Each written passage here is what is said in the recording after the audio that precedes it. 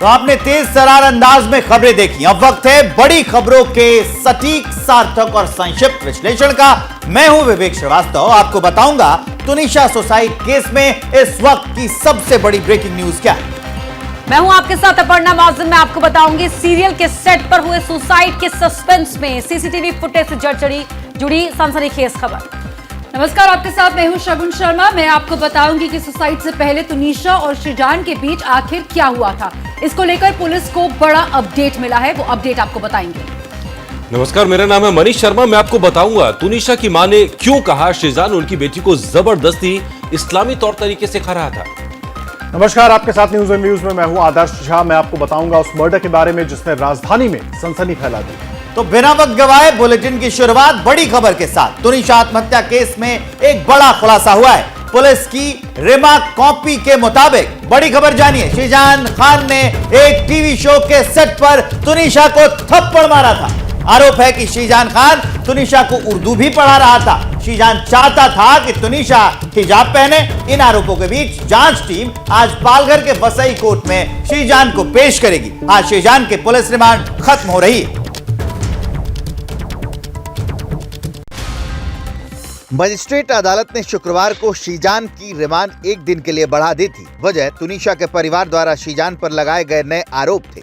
परिवार के हवाले से पुलिस ने अपनी रिमांड कॉपी में इस बात का जिक्र किया है कि श्रीजान खान ने एक टीवी शो के सेट पर तुनिशा को थप्पड़ मारा था। आरोप है कि श्रीजान खान तुनिशा को उर्दू भी पढ़ा रहा था।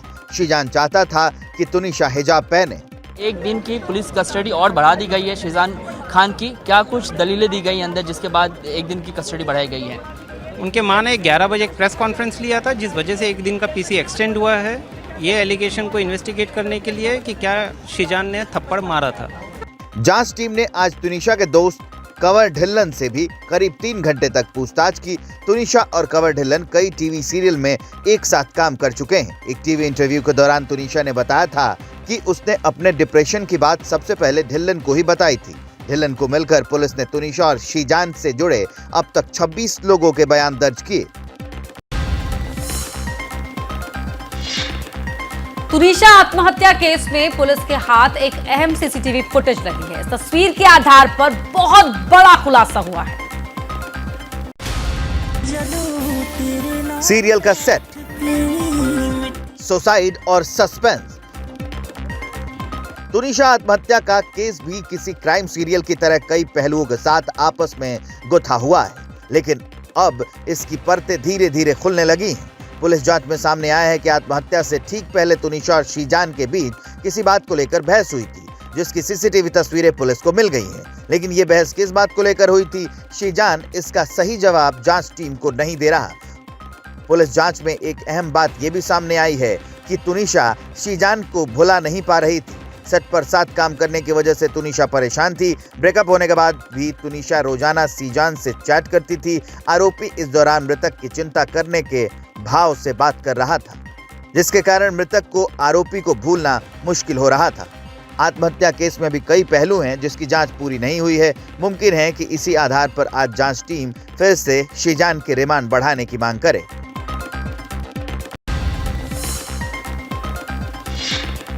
और यहाँ कुछ सवाल बनते हैं, जैसे तुनिशा ने आत्महत्या क्यों की, वजह क्या थी, क्या श्रीजान ही तुनिशा की मौत की वजह बना? इन सारे सवालों का जवाब ढूंढते ढूंढते जांच टीम एक बेहद ही अहम सुराग तक जा पहुंची।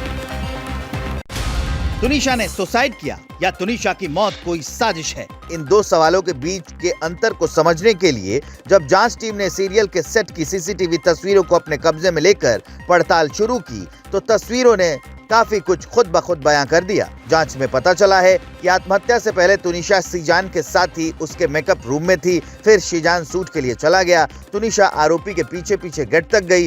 गेट तक जाकर तुनिशा अपने मेकअप रूम में आ गई। तुनिशा ने मेकअप रूम में अपना मोबाइल छोड़ दिया। इसके बाद तुनिशा फिर से श्रीजान के मेकअप रूम में लौटी और श्रीजान के ही मेकअप रूम में तुनिशा फांसी के फंदे पर झूल गई। जैसा कि पता चला श्रीजान ने उसको उतारा है। एक बात फिर और एम्बुलेंस नहीं मंगाई। 15 मिनट तक सुनने में आया कि हाँ, मर्डर भी हो सकता है। पुलिस को शक है कि आत्महत्या से ठीक पहले शीजान और तुनिशा के बीच जरूर कुछ ऐसी बात हुई जिसने तुनिशा को अपनी ही जान लेने के लिए मजबूर कर दिया। इस बारे में पूछे जाने पर शीजान बार बार बात को घुमा दे रहा है।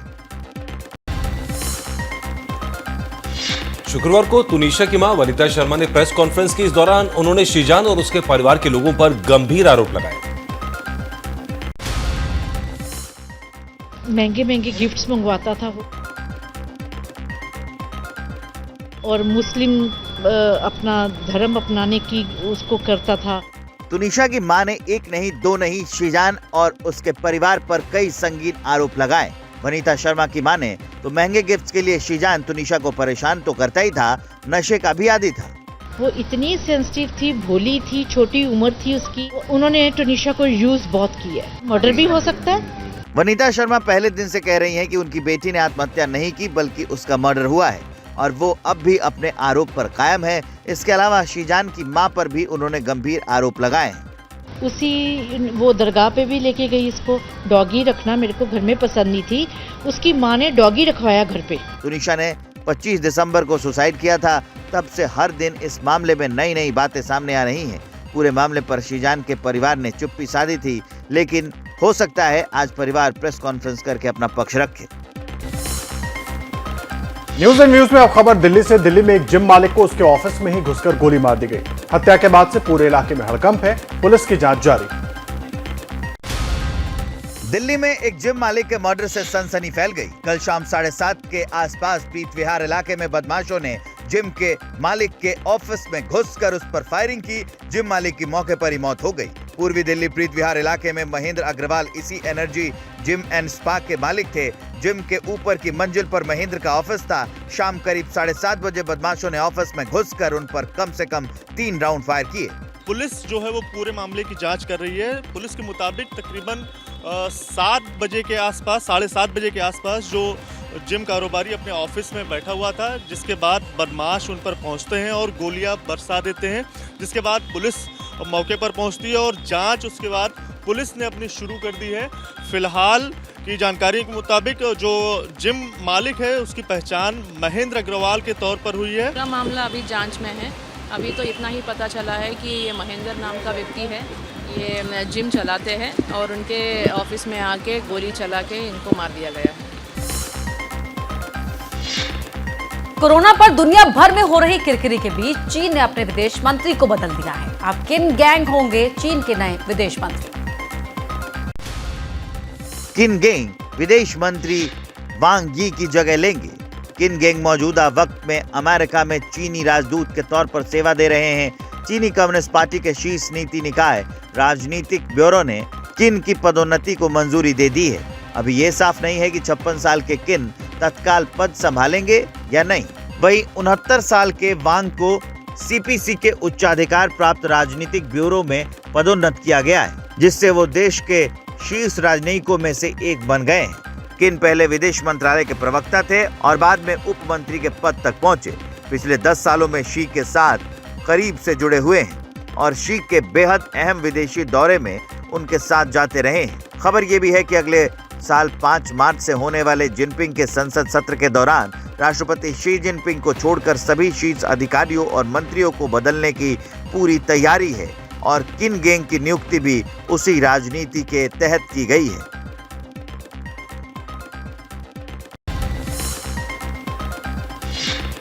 और देखिए, चीन में BF7 वेरिएंट से लाशें बिछने का सिलसिला रुका नहीं कि एक नए वेरिएंट को कोरोना से होने वाले कहर का कुरियर बताया गया है और इस कोरोना कुरियर का टारगेट है अमेरिका।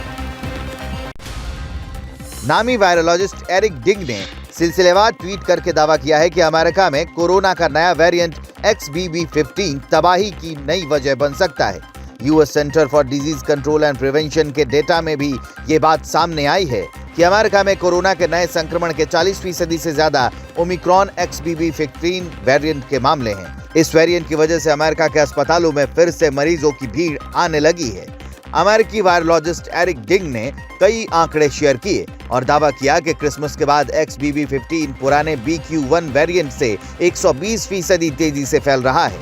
एरिक डिंग के मुताबिक ब्रिटेन में तो XBB15 वेरिएंट के संक्रमण के मामले एक ही हफ्ते में 0% से 4.3% तक पहुंच गए, जो अगले हफ्ते दहाई में पहुंच जाएगा। ये रफ्तार अमेरिका और ब्रिटेन दोनों के लिए बहुत बड़े संकट का सिग्नल है। मिनेसोटा यूनिवर्सिटी के संक्रामक रोग विशेषज्ञ डॉक्टर माइकल ओस्टरहोल्म ने भी माना है कि XBB सबसे ज्यादा खतरनाक है। बीजिंग और शंघाई को जिस तरह से वायरस ने टारगेट किया, उसके बाद से मुंबई के लोग भी डरे हुए हैं। सवाल है कि क्या देश की आर्थिक राजधानी पर भी चीन की तरह ही कोरोना का वार होगा? जवाब जानने के लिए ये रिपोर्ट देखिए।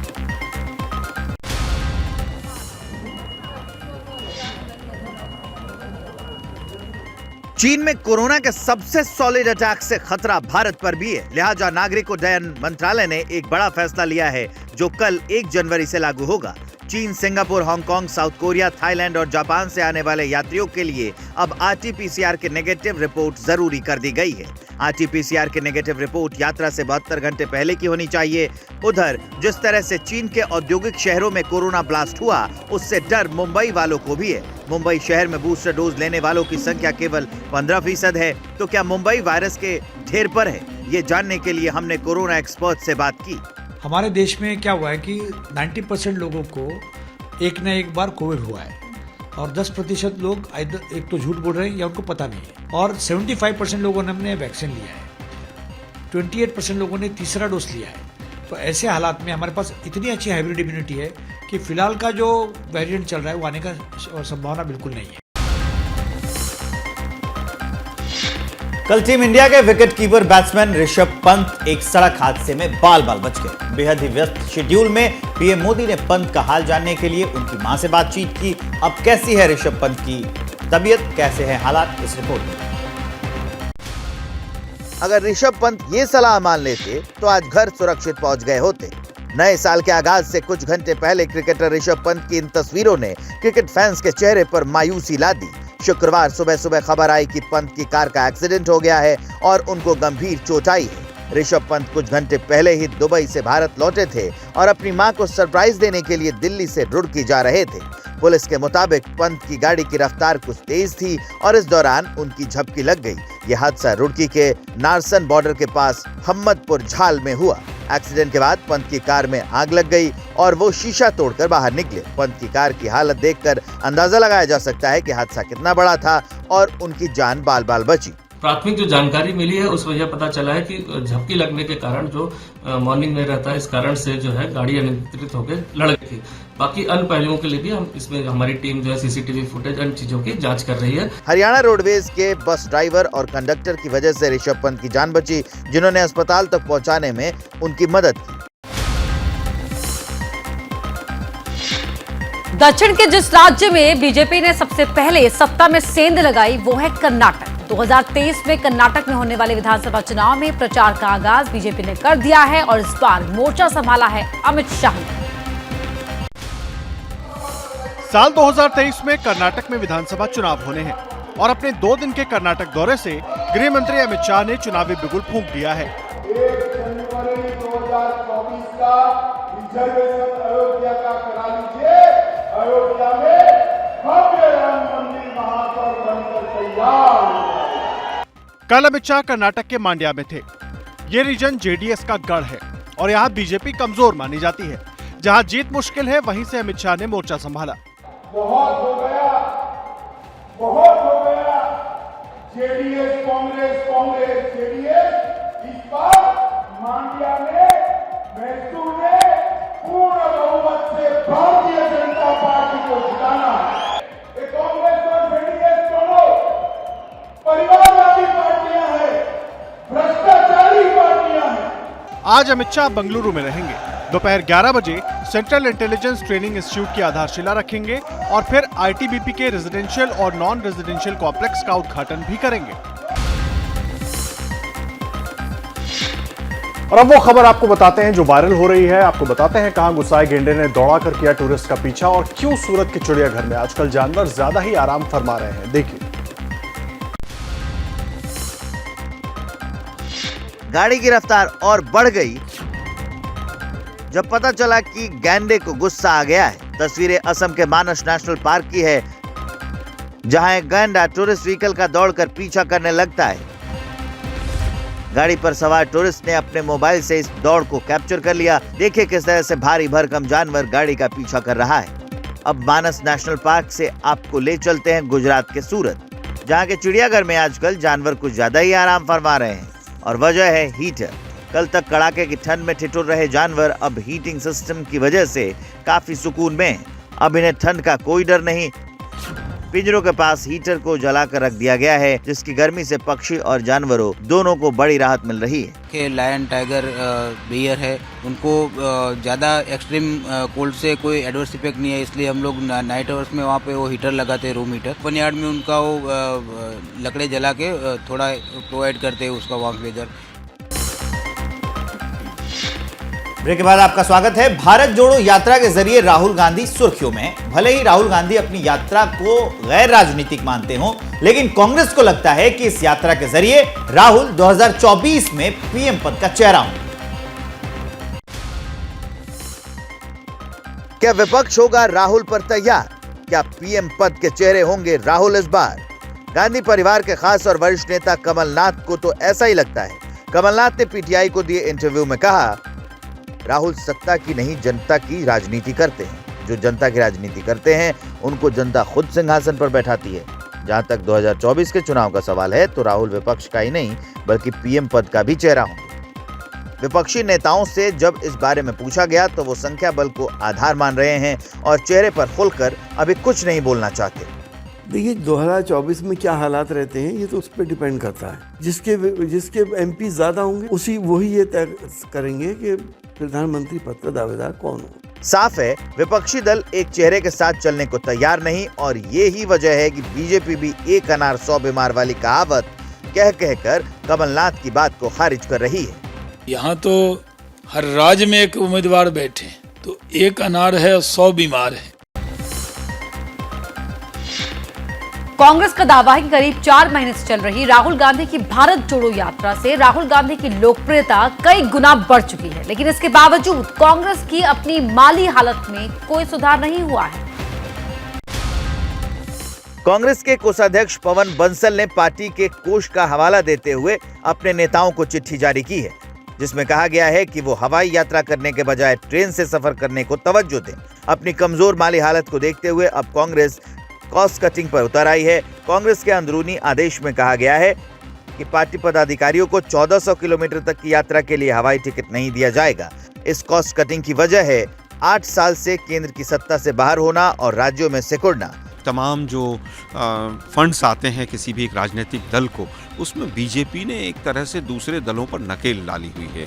तो कहीं ना कहीं आज सारे चाहे इलेक्टोरल बॉन्ड्स के फंड हों, चाहे वो व्यापारिक घरानों के फंड हों, उस पर कहीं ना कहीं बीजेपी का पूरा कंट्रोल होता नज़र आ रहा है। फिर भी मैं कहूँगा फंड्स की कमी ना भी हो तब भी जो खर्चे हैं वो कंट्रोल में रहें। आपको बता दें कि इलेक्टोरल बॉन्ड के जरिए मिलने वाले चंदे में से 72% से ज्यादा अकेले बीजेपी को मिला और कांग्रेस को चंदा देने में सबसे कम दिलचस्पी दिखाई लोगों ने।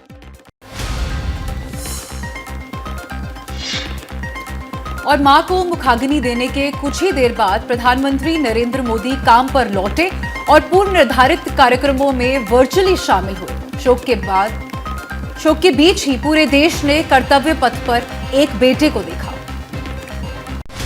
मां के अंतिम संस्कार के तुरंत बाद प्रधानमंत्री मोदी गांधीनगर में गुजरात के राजभवन पहुंचे और यहीं से वीडियो कॉन्फ्रेंसिंग के जरिए पश्चिम बंगाल के पहले से तयशुदा कार्यक्रमों में शामिल हुए। मेरे निजी कारणों के कारण मैं आप सबके बीच नहीं आ पाया हूं। इसके लिए मैं आपकी बंगाल की क्षमा चाहता हूं। I pray to God, may God give you the strength and bless you so that you can love your mother with your action and your activity.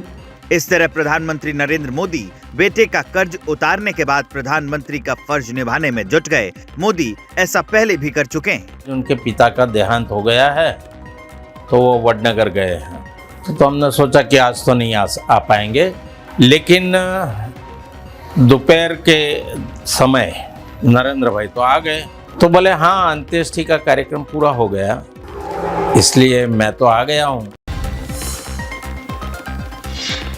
PM Narendra Modi की मां का कल निधन हो गया। पीएम मोदी मां को मुखाग्नि देने की कुछ ही देर बाद काम पर लौट गए। एसपी नेता ने सूतक काल में पीएम के काम करने पर सवाल उठाए तो बीजेपी ने किया पलटवार। पार्टी कोई भी हो, विचारधारा कोई भी हो, नेता किसी भी राज्य का हो, दुख की इस घड़ी में पीएम को सांत्वना देता नजर आया। लेकिन कुछ ऐसे नेता भी हैं जो अपने बयानों के जरिए सुर्खियां बटोरने की कोशिश करते हैं। यह है समाजवादी पार्टी के नेता आईपी सिंह, जिनके ट्वीट पर बवाल हो गया। एक वो हिंदू बेटा जिसने सभी हिंदू संस्कारों का मान रखते हुए 13वीं तक सब कुछ त्याग पिता की आत्मा को शांति हेतु पाठ किया। एक वो बेटा जो हिंदू संस्कारों को नकारते हुए सूतक में शुभ कार्य प्रतिबंधित होने के बावजूद मां के निधन के उपरांत सरकारी कार्यक्रम में शामिल हुआ। हिंदू कौन हुआ? एसपी नेता के इस ट्वीट पर बीजेपी आग बबूला हो गई। स्वतंत्र देव सिंह ने ट्वीट किया, देश को परिवार के ऊपर रखने में कुछ गलत है क्या? समाजवादी पार्टी की ओछी मानसिकता समय समय पर हम सभी के सामने आती रहती है, लेकिन मैं मानता हूं कि ऐसे शोक के समय में इतना गिर जाना ठीक नहीं। अखिलेश अपने चापलूसों पर लगाम लगाइए। समाजवादी पार्टी प्रमुख अखिलेश यादव ने पीएम की मां के निधन पर शोक जाहिर किया था। न्यूज एंड व्यूज में अब खबर बिहार से। देखिए, अपने बयानों के लिए मशहूर है जीतन राम मांझी। मांझी ने इस बार नीतीश कुमार को सलाह दी है, लेकिन इस सलाह ने बीजेपी को सवाल उठाने का मौका दे दिया है। बिहार के पूर्व सीएम जीतन राम मांझी की हम महागठबंधन का हिस्सा है, लेकिन शराबबंदी के दौरान जहरीली शराब पीने से हो रही मौत के बाद सरकार सवालों के घेरे में। इस बीच मांझी ने बिहार में शराबबंदी कानून की समीक्षा की मांग कर दी है। मांझी यही नहीं रुके, बल्कि गुजरात मॉडल की तरह शराब मिलने की वकालत भी उन्होंने की। समीक्षा हो, जैसे आज गुजरात मॉडल है ना, गुजरात में भी तो है शराबबंदी, तो वहाँ इस प्रकार की बातें तो नहीं हो पा रही है। सब जगह लिमिट है, कहीं जरूरत है तो उसको शराब मिल जाता है बाज़ाब्ता परमिट के साथ। मांझी ने बीजेपी को बैठे बिठाए नीतीश और शराब नीति पर हमले का मौका दे दिया। पूर्व मुख्यमंत्री श्री जीतन राम मांझी जो महागठबंधन के सदस्य हैं, उन्होंने भी आज कहा कि गुजरात मॉडल शराबबंदी बिहार में लागू हो, लेकिन माननीय मुख्यमंत्री जी अपने जिद्दी स्वभाव के चलते जनता का हित नहीं, उनका खुद का हित जिसमें हो उसमें वो चलते हैं। बीजेपी पहले से ही नीतीश की शराब नीति पर हमलावर है। अब मांझी के बयान के बाद ये मुद्दा फिर से गर्म हो गया है। पुराने साल की विदाई और नए साल के स्वागत के लिए देश में पहाड़ से लेकर मैदान तक सैलानियों का अंधाधुंध जमावड़ा है। कोरोना के खतरे के बीच टूरिस्ट प्लेस पर उमड़ी भीड़ डराती है। 22 की विदाई की घड़ी है, 23 के स्वागत का समय है, लिहाजा हर शख्स जोश और खरोश से लबरेज है। पहाड़ से मैदान हर जगह सैलानियों का जमावड़ा हो चुका है। जिस तरह कोरोना का खतरा बढ़ा है, उसमें कहीं ये भीड़ भाड़ भारी ना पड़ जाए, इसी बात का डर है। हिमाचल के सभी टूरिस्ट प्लेस पर ऐसे ही हालात हैं। कुल्लू हो, शिमला हो या फिर धर्मशाला, हर जगह भीड़ ही भीड़। हिमाचल जैसी ही भीड़ उत्तराखंड में भी है। मसूरी में तो मॉल रोड पर गाड़ियों की एंट्री ही बंद कर दी गई है। नए साल के मौके पर मसूरी कार्निवाल भी हो रहा है और इसलिए यहाँ सैलानियों का ही नहीं, लोकल लोगों का भी जमघट है।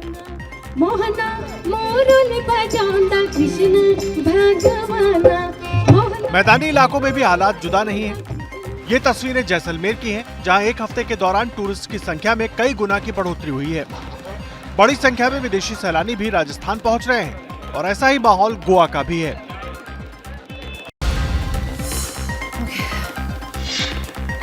बात मौसम की कर लेते हैं। कश्मीर से लेकर लद्दाख और उत्तराखंड तक हर जगह बर्फ ही बर्फ दिखाई दे रही है, जहां सैलानी साल की पहली बर्फबारी का जमकर लुत्फ उठा रहे हैं। धरती का जन्नत कहे जाने वाले कश्मीर में बर्फबारी का मौसम आ गया। तस्वीरें श्रीनगर की हैं, जहां लोगों ने साल की पहली बर्फबारी का लुत्फ उठाया। द्रास में भी बर्फबारी से ऐसा ही अजीम मंजर दिखा कि स्थानीय लोगों के चेहरे खिल उठे। मौसम में हुए बदलाव से लोग काफी खुश दिखे। अभी सुबह तक 8 इंच बर्फ यहाँ पड़ी है। तो कितना खुश है यहाँ के लोग इस बर्फ? बहुत खुश है। हमारे यहाँ बर्फ आ चुका है आज, तो इतना अच्छा है हमारे लिए, तो बर्फ आना चाहिए। तो यहाँ पे अभी शायद 8-9 इंच के करीब आई है बर्फ, तो हमारे लिए तो बहुत खुशी की बात है। उत्तराखंड में भी मौसम ने अपना रुख बदल लिया है। औली में हो रही बर्फबारी से इलाके बर्फिस्तान में तब्दील हो चुके हैं। नया साल मनाने आए औली पहुंचे पर्यटकों की खुशी डबल हो गई है। भोलेनाथ की नगरी केदारनाथ में भी बर्फ की सफेद चादर बिछ चुकी है। बाबा केदार के धाम में हुई बर्फबारी के बाद पुनर्निर्माण का कार्य भी प्रभावित हुआ है। कुछ हफ्ते पहले तक केदार नगरी में कहीं भी बर्फ नहीं थी, लेकिन दिसंबर जाते जाते कुदरत ने अपना नया रूप दिखा दिया। हालांकि पारा लुढ़कने से इन इलाकों में ठिठुरन बढ़ गई है।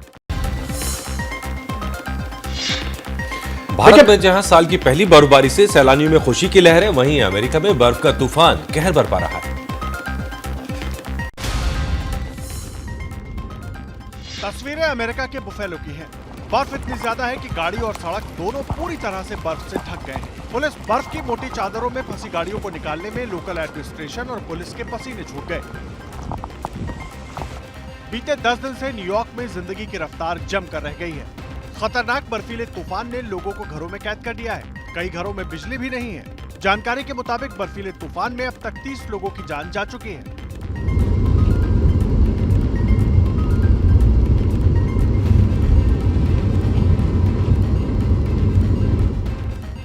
अब बर्फबारी के कहर का एक और वीडियो देखिए। अमेरिका की कैन्यन झील 3 भारतीय मूल के नागरिकों की मौत की वजह बन गई।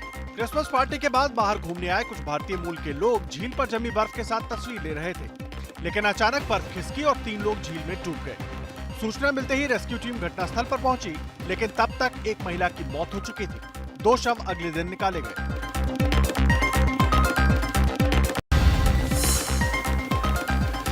और अब बात कोहरे की मार की। जगह जगह कोहरे का कहर दिख रहा है। क्या यूपी, क्या हरियाणा, 3 शहरों में 3 हादसे हुए, जिसमें एक की मौत हो गई और कई लोग जख्मी हो गए।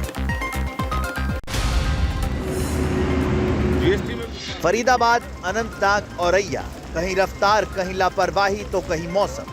3 शहरों में 3 हादसों से हड़कंप मच गया। कहीं अनहोनी टल गई तो कहीं एक्सीडेंट से सांसें उखड़ गई। सबसे पहले फरीदाबाद में हुए हादसे के बारे में बताते हैं, जहां नेशनल हाईवे पर तेज गति से चल रहा ट्रोला बाटा फ्लाईओवर से डिवाइडर को तोड़ता हुआ पुल से नीचे लटक गया। बड़ी मुश्किल से क्रेन की मदद से ट्रोला को नीचे उतारा गया। ट्रोला ड्राइवर को गंभीर हालत में अस्पताल में भर्ती कराया गया। कोई दिक्कत नहीं है। अब बात दक्षिणी कश्मीर के अनंतनाग में हुए हादसे की, जहां कांजीगुंड इलाके में फिसलन की वजह से एक गाड़ी खाई में गिर गई। हादसे में एक महिला की मौत हो गई, जबकि 7 लोग घायल हो गए। औरैया में घने कोहरे की वजह से स्लीपर बस और कंटेनर की टक्कर हो गई। आमने सामने की भिड़ंत की वजह से बस सवार कई यात्री घायल हो गए। बस पानीपत के रसूलाबाद जा रही थी। 3 यात्रियों की हालत गंभीर बनी हुई है। और गुजरात के नवसारी से आ रही एक बड़ी खबर, वो जानिए। नवसारी में एक बड़ा सड़क हादसा हुआ है। एसयूवी और बस की हुई है जोरदार टक्कर। इस हादसे में 9 लोगों की मौके पर ही मौत हो गई। 28 लोग हादसे में घायल हो गए। बस में सवार सभी 8 लोगों की मौत हुई है। सूरत से वलसाड़ जा रही थी यह बस। माफ कीजिएगा, कार में सवार 8 लोगों की मौत हुई है, क्योंकि यह टक्कर बस और कार के बीच की थी। तो कार में जो लोग सवार थे, 8 लोग सवार थे, 8 की मौत हो गई है। बस में जो लोग सवार थे वो घायल हुए हैं। वो आंकड़ा भी हम आपको बता रहे हैं। ये सीधी तस्वीरें हम आपको वहीं से दिखा रहे हैं। देखिए कितनी टक्कर जोरदार थी, कितना खतरनाक ये हादसा था, कितनी दर्दनाक तस्वीरें ये निकलकर सामने आ रही है। कैसे कार चिपट गई है, 8 लोगों की तो मौके पर ही मौत हो गई। और देखिए क्या हाल हो गया है इस गाड़ी का। नवसारी गुजरात से दिखा रहे हैं हम आपको तस्वीरें, जहां हुआ है ये खतरनाक भयंकर सड़क हादसा, उसकी तस्वीरें हम आपको दिखा रहे हैं। और हमारे साथ फोन लाइन पर जुड़ रहे हैं सिद्धेश जोशी, हमारे सहयोगी। सिद्धेश, तस्वीरें बता रहे हैं कि हादसा कितना भयावह रहा होगा, किसकी गलती से, कैसे, किस वक्त हुआ यह हादसा? जो है नवसारी के नजीक जो वेशमा गांव है वहाँ हुआ है, और ये नेशनल हाईवे नंबर जो 48 है उसके ऊपर ये सुबह के 3 बजे करीबन ये हादसा हुआ है। जो गाड़ी है वो गाड़ी यहाँ से नवसारी के वलसाड़ से पास हो रही थी, और नवसारी के नजीक जो फॉर्च्यूनर कार चालक थे उनके स्टीयरिंग से काबू हटने के ये दुर्घटना हुई है, जिसमें फॉर्च्यूनर में सवार करीबन 8 लोगों की ऑन द स्पॉट डेथ हो गई थी, और एक जो है बस के सवार जो यात्री थे उनकी हॉस्पिटल में उनको जब लेके गए थे तभी उनकी मौत हो गई है। फिलहाल जो है नवसारी जिला के जो प्रशासन है वहाँ पे अलर्ट मोड पे है, और फिलहाल कार्रवाई चालू है। जो घायल लोग हैं उनको नजदीक के अस्पताल में हाल उन लोग को सारवार दी जा रही है, और पुलिस अपनी कार्रवाई कर रही है। जी, तो जितने भी लोग घायल हुए हैं इस हादसे के अंदर, उनका इलाज आपने बताया है पास के अस्पताल में हो रहा है। कोई अपडेट उनके हेल्थ को लेकर? जी, फिलहाल जो आंकड़े सामने आ रहे हैं वो 9 लोगों की मौत की पुष्टि प्रशासन ने की गई थी, जिसमें 8 लोग जो फॉर्च्यूनर कार में सवार थे उनको ऑन द स्पॉट डेथ घोषित कर दिया था, और एक जो पैसेंजर थे जो बस में सवार थे उनकी भी डेथ की पुष्टि हो गई है। फिलहाल जो लोग हैं कुल 28 से ज्यादा लोग इसमें घायल हुए हैं, जिसको नजदीक के अस्पताल में हाल इलाज के लिए भेजा गया है। कहीं को सूरत रेफर किया गया है और कहीं को वलसाड़ पे रेफर किया गया है, और कहीं का अस्पताल में नवसारी में इलाज चल रहा है। जी धन्यवाद सिद्धेश। जैसे ही घड़ी का काटा दोपहर 2:30 पे आए, बबीता जी का दिल सास बहू साजिश के लिए मचल जाए। और ये है इनकी बहू, पूरे दिन ऑफिस की टेंशन हो जाए गॉन जब ये करें अपना फेवरेट शो फ्री टाइम पे ऑन। इनकी तरह आप भी देखिए अपना फेवरेट शो अपने टाइम पर और डाउनलोड कीजिए एबीपी लाइव ऐप अपने स्मार्ट टीवी पर।